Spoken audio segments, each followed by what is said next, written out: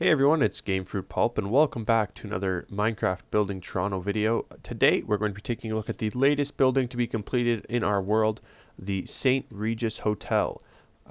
This is a build that we started off a long time ago, and when we started it, it was actually a different name. It was called the Adelaide Hotel. It has since been renamed for the third time in the history of this building, and today we're going to be taking a look at the building itself and talking a little bit about its history, as well as some of the technical details of the build. So if you do enjoy this video, be sure to hit the subscribe button, and we'll get right into the content here. So the St. Regis Hotel, as it is now named, is located at 325 Bay Street at the corner of Bay and Adelaide, the southeast corner of the intersection. It's a postmodern architectural style, and it's a condominium, hotel, and retail mix, with its primary purpose serving as a hotel and the retail in the building, mostly catering to the customers of the hotel. It's currently managed by Marriott International, but it was originally owned and operated by the Trump Organization, a organization that, of course, was owned by President of the United States Donald Trump. In 2017, the hotel was bought out and purchased by a different company, and shifted. That's when the ownership of the hotel was shifted to Marriott International. At that point, the hotel was changed from the Trump Hotel to the Adelaide Hotel, and about a year and a half later, it was changed to the St. Regis Hotel, which is now what it is known as today. So that's really that. It was construction started in October of 2007, with the construction completing in January. It opened. Soft opening was January 31st, 2012, and that's a pretty long time to build a tower in sort of 21st century timelines. That's quite a long time, and obviously there were some issues in the construction that led to the building taking so long. Ultimately, the developer that built the building ended up going bankrupt a few years after the building was completed, and there's been all sorts of trouble and controversy with this building, obviously because of its roots, and there were some questions about who invested the building, or who invested in the building being built and all that kind of stuff. But today we're going to focus on the specifications of the building. So if you're interested in any of that kind of controversy, I encourage you to just look it up online. So getting into the building specifications, the tower is 65 stories with 57 occupiable floors, and when you include the tower, or the spire at the top, or the antenna, the building is 276 meters tall, so obviously above our build limit, but the roof of the building is at 236.5 meters, so well within our buildable parameters in the game. The building is clad with a steel, glass, and stone facade, and it includes about 260 luxury hotel rooms, as well as 109 residential suites. The top two floors of the hotel section include a large spa, and the tower was designed by Zedler Partnership Architects, and it is the tallest mixed-use building in Canada, which is interesting.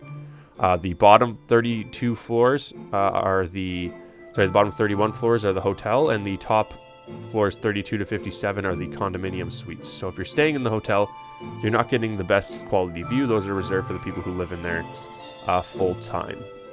The residential suites start at a pretty are ranging in size from about 207 meters squared, so pretty large, 2,000 square feet, and we're designed with 11 to 13 foot ceilings. And their starting price, which is just going to make us all sad, was $1.2 million, and this was in 2012. And so that's really it. We tried to actually capture the size of these rooms in the hotel. If you look at the rooms in the hotel, they're larger than our typical rooms, just because this was a luxury condominium / hotel building. So we wanted to try and capture that as well. And much like many buildings in downtown Toronto, originally the building was planned to be connected to the path network. However, the plan was dropped because of the high costs associated with tunneling under the city. An interesting thing about this build, when it was being built, it was actually in a sort of competition with another build that ended up being cancelled. And so I didn't know about this until I was researching the build, so we're going to sort of go over that as well, and I found it pretty interesting. So the developer, Harry Stinson, intended to create a friendly rivalry with Trump, the original builder of the building, for the tallest mixed-use building in Canada with the Sapphire Tower. As a result, the planned heights of both projects were revised several times in an attempt to outdo each other. and Stinson's skyscraper would have ultimately been 17 meters taller in its last design. However, the Sapphire Tower failed to gain approval from Toronto City Council, in part because its building would have cast a shadow over Nathan Phillips Square, and then the development company ultimately filed for bankruptcy in 2007. And then after that, after the company filed for bankruptcy, the Trump Tower design was also scaled back and the height reduced, and that was because of the recession in 2000 and around that time, I don't know the exact year, which resulted in a real estate market slowdown. The building was originally, the building was built on a vacant parking lot, which was just used for parking for the Scotia Plaza and the National Club. Both the National Club is done, and the Scotia Plaza is coming in the future on our map.